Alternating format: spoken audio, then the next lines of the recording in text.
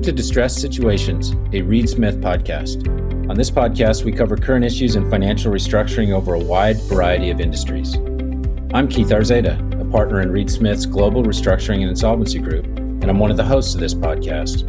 Whether your company is a financial institution or in industry, we hope our commentary will be useful in managing the risks associated with distress. If you have any questions about our topics, feel free to contact our speakers. Welcome to the latest episode of Distressed Situations. This is Keith Arzeda, and I'm here today with Stephen Fleming. Very proud to have him on the podcast today. He works with PwC, and he is presently the U.S. Business Recovery Services Leader. We are very glad to have you, Steve. Welcome to the program. Thank you. I'm honored to be here. So today we are going to talk about managing cash and liquidity concerns for businesses that are in distress. And Steve has spent the better part of his career working in these types of conditions and situations. He and I have worked together on projects in the past, and I felt very comfortable bringing him on the program today. Before we get started on the meat of the program, Steve, what do you do for fun? Well, that's an interesting question. One I wasn't prepared for. I'd say lately I have been obsessed with perfecting my authentic Neapolitan-style pizza. So if you're ever in my neck of the woods and you're hungry and you like Neapolitan-style pizza, feel free to come on over. All right, so let me ask you some detailed questions about this. Do you make your own dough? Absolutely. And how many hours in advance of cooking the pizza are you letting the dough start to rest? That's a great question. It sounds like you make pizza yourself. So yesterday, and I experiment with this, both in how long I let the dough ferment before I cook it, and then how long I take it out in advance. I would say a minimum of 4 hours, minimum. And I kind of like the 6-hour window. It just makes the dough a lot easier to work with. Well, I have to tell you, at the Arzeda house, the sweet spot is 48 hours. Out of unrefrigerated. I'm sorry, no. In the refrigerator for 48 hours. Oh, okay. Yeah, I'm sorry. I thought you meant the resting before you actually cook it. You know, I'm glad to hear you say that. I've been experimenting with the 24, 48 hours, and I haven't quite settled in on my preference yet. But I'll try the 48-hour method next time I make some dough. Give it some thought, and then maybe we should have a separate podcast on types of flour. We'll save the audience on this. Caputo Blue 00. There's no debate there. That's not a long podcast. Excellent. Okay, Steve. All right, let's get to business. The topic is managing cash and liquidity.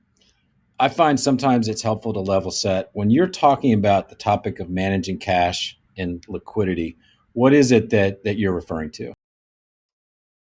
Well, that's a great question. And I guess the way I think about it, at its core, cash management is about ensuring a business has sufficient cash on hand to satisfy debts as they come due. Now, that sounds very basic. However, it can get complex really fast, particularly if the business has a lot of subsidiaries or operates in multiple geographies. Give us some examples on the contours of the things that you're going to consider when you're considering liquidity and the variables that might come into play. Sure. So I think it goes without saying that businesses want to manage their cash in the most efficient manner possible. And that includes minimizing borrowing costs. It includes maximizing returns on excess cash for companies that are fortunate enough to have excess cash on hand. It also involves complexities around moving cash around legal entities in a tax efficient manner, particularly if the business operates in multiple taxing jurisdictions. So that brings a whole set of complexities. It's not just logging onto your banking portal and moving money around. There's actually a lot of planning and a lot of consideration that needs to go into it. And so I want to start kind of dealing with our discussion and directing it towards the distressed point of view, right? Which is why we're talking about it. But let's start by talking about some of the things that healthy companies should be doing And then how do cash management and liquidity concerns and techniques and management change as a company becomes distressed? Now, I'm asking a really large question, and we're going to have to take this into bite-sized pieces, but Sure. maybe you can start and give us some general thoughts around that. Sure. So, I don't think any company wakes up every day and sets as their goal their cash planning in particular. It's usually a derivative of an overall business plan and financial forecast. So I would assume that most companies, most well-run companies, have pretty sophisticated FP&A, their finance planning and analysis teams that drive their business forecast, and those are typically done, in my experience, on an annual basis, broken out by month. And then it'd be common to see then after the annual plan, there's usually a 3 or 5 year financial plan that's tacked onto it. So healthy companies, distressed companies, well-run businesses manage to financial targets that are developed starting with a strategic plan. There's usually a second step on that equation where those projections are then converted into a cash management plan, and that's typically done by the treasury function within the finance organization. Now, big, large, global healthy companies, in my experience, typically don't manage cash daily or weekly. It's usually a monthly or sometimes even quarterly. And depending on the business, they may use what's referred to as the indirect method of cash flow analysis. And what that means for you non-accountants out there is they start with their budgeted profit, their budgeted net income for the year, and they reconcile back out the items that affect cash in order to come up with a cash flow forecast. As we dissect this a little bit further and we start talking about the stress situations, in that world, we almost always operate in what's referred to as the direct cash flow method, where you start off with cash in the door and then you try to, in as much detail as possible, itemize all the different line items of cash that goes out the door. So the topic of the program is cash management and liquidity, and I think that was an excellent discussion of cash management. What are the elements of liquidity that you consider? And let's not talk about healthy companies as much here. Let's talk really drill into distress. What are the elements of liquidity beyond just cash for a distressed company? Well, first and foremost, in terms of how I think about it, it would be access to capital. And that could take multiple forms. You could have a commitment letter from a financial sponsor, or you could have a letter of credit or a revolving credit facility from a third party that enables a company to draw down cash as and when they need it. So I would say most companies have some form of revolving credit facility, and that kind of ties back to the comment I made earlier about managing cash in an efficient manner. The reason revolvers exist is that they're there when you need them, and when you don't need them, you can pay them back or not draw down on them, and you're not paying high interest costs as part of any company's toolkit of your cash management tools. So, what are your thoughts around AR and vendor supply agreements? Well, now we're getting into the drivers of cash and the cash conversion cycle. At its, I guess, most basic, a well-run or even a distressed company would of course want to reduce the amount of days outstanding of their receivables.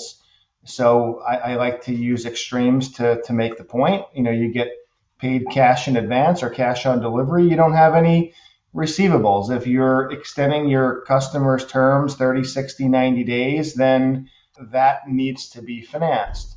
The other side of that equation is how you manage your payables, how quickly you're paying your vendors. Again, if you can structure a situation where you're being paid earlier by your customers and you're paying your suppliers 30, 60, 90 days thereafter, then I know we're talking about the stress companies here, but I can't help but talk about for a second Apple, because they're probably the best example that you order your iPhone or your iMac through them on their website, you pay them at the time you're ordering it, and sometimes it's then made within 24 or 48 hours, so they have the cash in advance and then they pay their vendors 90 or 120 days later.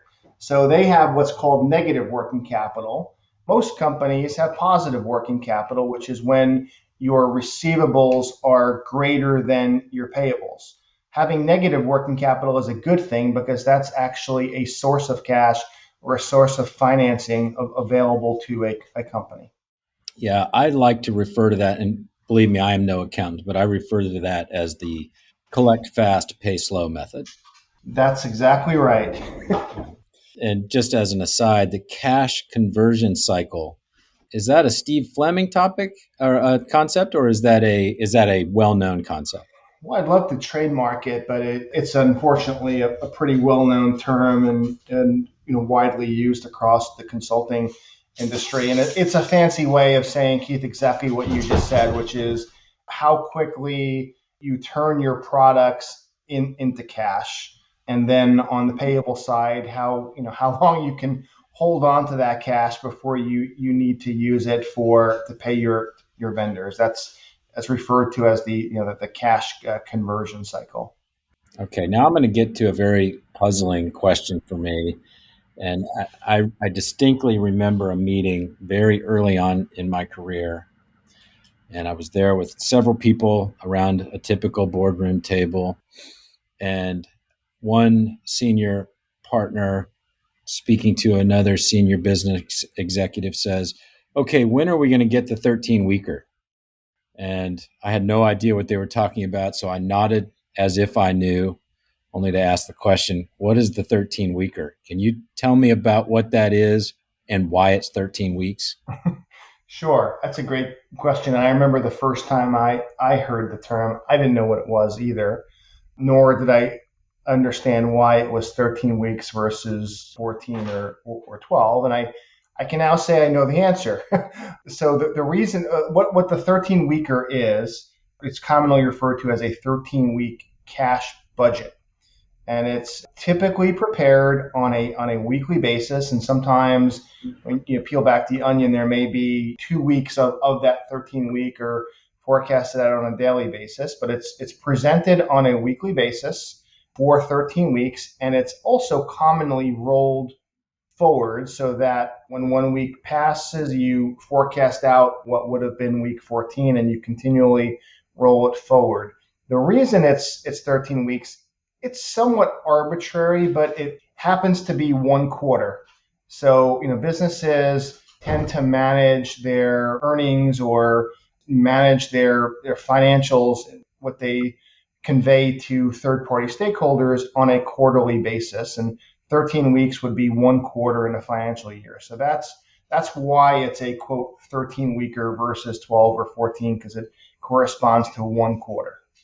So the interesting thing that I've found in dealing with the 13-week cash flow forecast is oftentimes I'm dealing with loan documents or court filings or reporting periods that are all done by the month.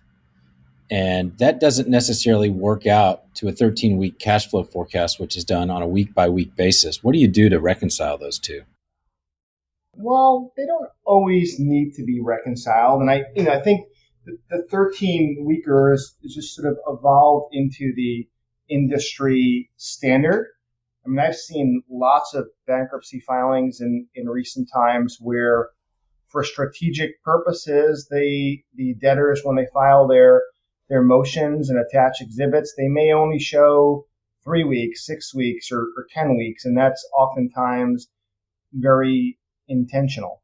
I've also seen more than 13 weeks presented. So I for one don't always see the need to reconcile it, and part of the reason ties back to what I mentioned earlier about the indirect versus direct methods of forecasting cash. So when a company presents its financial statements, its income statement, its balance sheet, and its statement of cash flows, those are typically prepared on what's called an accrual basis of accounting. And that statement of cash flows is typically in the form that's referred to as the indirect method. When preparing a 13-weeker or a 13-week cash flow, it is always on the direct method of cash forecasting, and it always starts with cash collections minus disbursements, which is very simple to follow. Sometimes it's more detailed than not, and that will not reconcile even if it was the same exact period. Even if you were taking July 1st to September 30th, that cash forecast will not reconcile to those accrual financial statements that are prepared on a different basis of accounting. Nice, nice. You're coming into, I'm going to draw a little hypothetical for you, Steve. You're coming into a new company that is seeking your advice on managing cash and liquidity. You come in and there's a period of time where you sit around the conference table with the CFO, maybe the controller, maybe the CEO, maybe some other folks, and you're going to ask some questions. Keep in mind, we're now in the distressed world. What are some of the questions you ask around things like the number of vendors, credit terms, cash on delivery, alternative suppliers? What are the things that you're thinking about when you have those conversations at the beginning of an engagement? Well, I think you hit the nail on the head in terms of what would be first on my list, which was I'd want to understand what is the current accounts payable by vendor.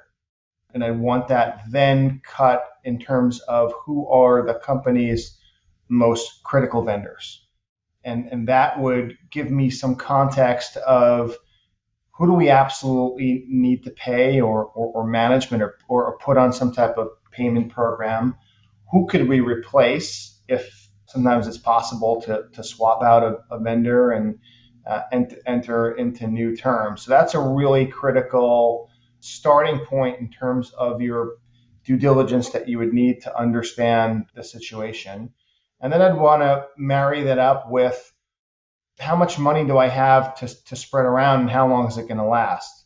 I would maybe dial this back two steps and say, when I have that first meeting, what I'm trying to understand is what type of runway do we have to work with? Are we talking about days? Are we talking about weeks? Are we talking about months or quarters? And depending on the answer to that, that's really going to dictate how hard I look at any one lever. Because if we're talking about days versus weeks and months, that's one extreme. And if we're talking about quarters, then maybe I don't need to get so granular into some of those areas right out of the gate. So I want to drop a little footnote in the discussion here. In the truly distressed situation, there's oftentimes a need or desire to stretch out the payables, find those vendors or those creditors in the capital stack that can be pushed out or not paid or payments delayed. This is an area of the law that we're not going to talk about today, but in terms of footnoting the conversation, I want to make it a very real point that that's something that companies, boards of directors, officers need to consider very carefully and only do that in a knowing fashion with a real plan in place rather than just allowing debts to grow over time without a plan for paying them back. And there's several different monikers for that, several different ways to talk about it, whether it's breach of fiduciary duty, deepening insolvency, misrepresentations of various kinds. So my point is that in the cash management cycle, in the preservation of liquidity cycle, there is an opportunity in some circumstances to pay trade debt on extended terms or to find those creditors that might accept alternative repayment terms. And there's a lot of issues that go along with that. Would you agree with that, Steve? Yeah, and I like the way you categorize that or characterize that rather, and generally the way, and I'm certainly not going to go anywhere near those legal points that you just mentioned because you addressed them very well, in my opinion. The way I think about this more broadly is how you manage your stakeholders. And from my perspective, one, knowing your numbers, and two, regularly communicating and keeping your stakeholders informed generally goes a long way in buying credibility, in generating goodwill with your counterparties. And conversely, when companies keep their stakeholders in the dark, or they don't have a good handle on their numbers, or can't answer basic questions around cash, liquidity, timing of payment, that's when the stakeholders, including trade creditors, lose confidence and no longer support the company in terms of either extending new credit, shipping goods, or whatever it is that counterparty and that trusted business partner is asked to do. So it all starts with knowing your numbers, communicating, and as you said, having a plan. Yeah, it almost feels like sometimes most things in our world go back to kindergarten. Treat others as you'd like to be treated. Nobody likes to be kept in the dark. Communicating with your stakeholders can oftentimes be the difference between a successful resolution and one that turns ugly. So, listen, Steve, I really appreciate you coming on today. In particular, I am grateful to know that you are a pizza aficionado. I look forward to having you to my place for a pizza and possibly going to yours for the same. Thank you for having me, and anytime look forward to. I'm going to take you up on that offer to do a podcast, or maybe we'll even do like a YouTube video. There's lots of them out there. I would love it. I would love it. And by the way, I cook on the Big Green Egg. What do you cook on? I have a Traeger.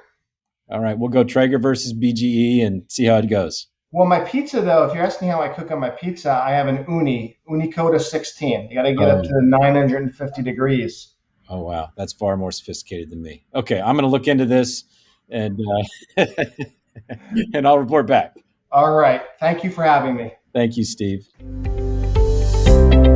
Distressed Situations is a Reed Smith production. Our producer is Allie McCardle. For more information about Reed Smith's restructuring and insolvency practice, please email distressedsituations@reedsmith.com. You can find our podcast on Spotify, Apple, Google, Stitcher, reedsmith.com, and on our social media accounts at Reed Smith LLP on LinkedIn, Facebook, and Twitter. This podcast is provided for educational purposes. It does not constitute legal advice and is not intended to establish an attorney-client relationship, nor is it intended to suggest or establish standards of care applicable to particular lawyers in any given situation. Prior results do not guarantee a similar outcome. Any views, opinions, or comments made by any external guest speaker are not to be attributed to Reed Smith LLP or its individual lawyers. All rights reserved.